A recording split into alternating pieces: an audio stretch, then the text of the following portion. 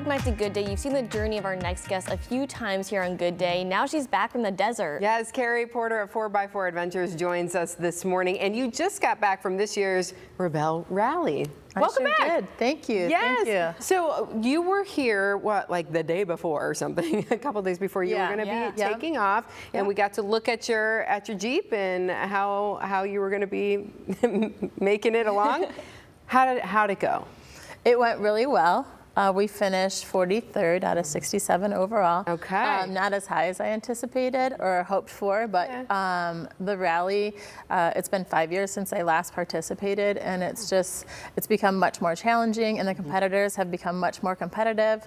So we just had a great time. It was an amazing experience. Cool. So for those who don't know what the rally is, kind of walk them through or drive them through what it is. Okay, so the Rebelle Rally is a 8-day, technically this year it was 9 days, the 10th anniversary, navigational rally with no electronics, no GPS, nothing. You're using map and compass, and you hunt checkpoints all day long, anywhere from 20 to 30 checkpoints all day long, and they're rated different point value, they're different difficulty skill level. So yeah, it's like a game of chess through the desert and mountains. Game of chess on this really big board. Yes, really big board. Yeah. So what was the weather like? I have all those are my kinds of so many questions. Yeah. All right, so the weather started off a little bit cooler. Our first 3 days we had high winds of like 30, 40 miles an hour. The third day, we also had rain, so things got very wet, very slappy. The fog settled in, so that made navigation a little bit more difficult in the area that we were in.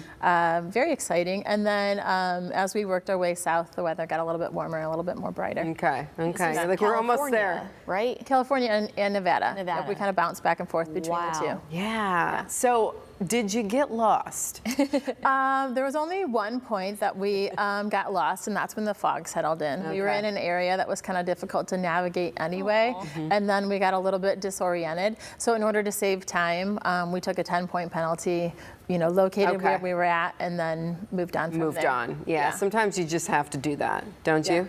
Yeah, and it's all women doing this. I don't know if we mentioned that, right? I didn't mention that, but the Rebelle Rally was built by a woman, Emily Miller, who's got a race history of her own, and she wanted something in the U.S. for women, and so this is what she started. Very cool. I'm curious, how was your vehicle after this? Yeah. The vehicle did amazing. Great. Good. Yeah, we had no mechanical failures.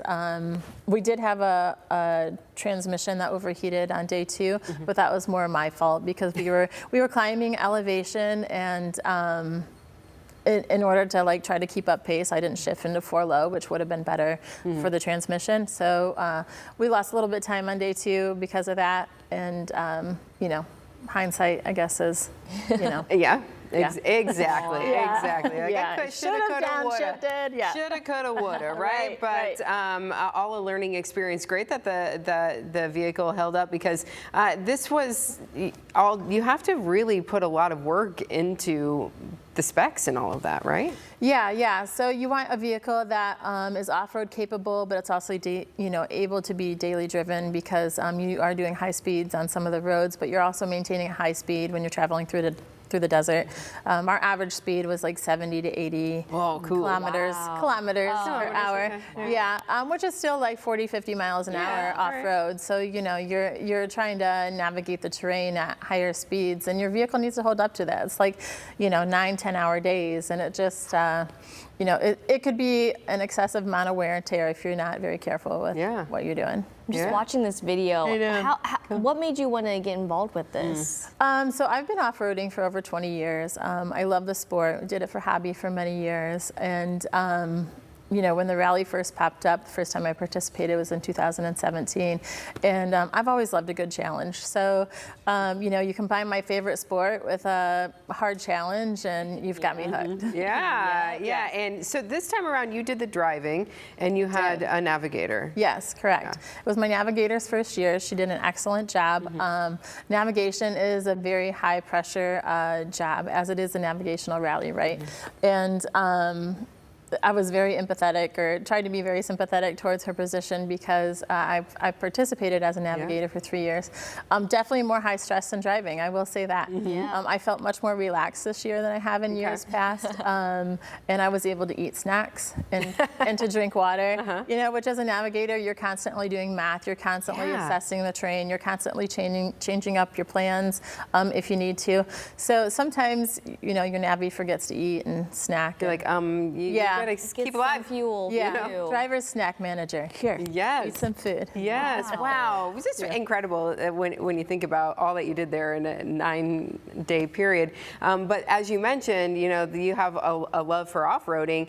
It's what you do in your profession and your business too. So do you have anything like during the winter months? Like do you do, or is this kind of an off season for you now? So we have 2 more events for this year. We wrapped that up just before Thanksgiving. We have a women's only event, and then we have what we call our big rig event, and that's where we have people that have large tires. And we do extra fun things. And then we do have an event in February that's called Snoway Dude. We've been hosting that for 8 or 9 years, and we head up to Grayling, Michigan, and we play around in the snow. Sometimes it's 6 inches, sometimes it's 3 feet. We never know. Very cool. So check them out and maybe get yourself booked for an adventure. Maybe not going out into the That's fun. Nevada. And I would encourage anybody to do that. Yeah, it's an amazing experience. Do it. Do it. Sign Get up. out and do it. Well, congratulations, Thank you. and thanks for coming and filling us back in on how everything went. Thanks for having me. Absolutely, yeah. Maybe we can be partners next year. You should. I would totally train you. Okay. Right here on I'm the couch. driving. I'm driving. Oh man. Get the food then.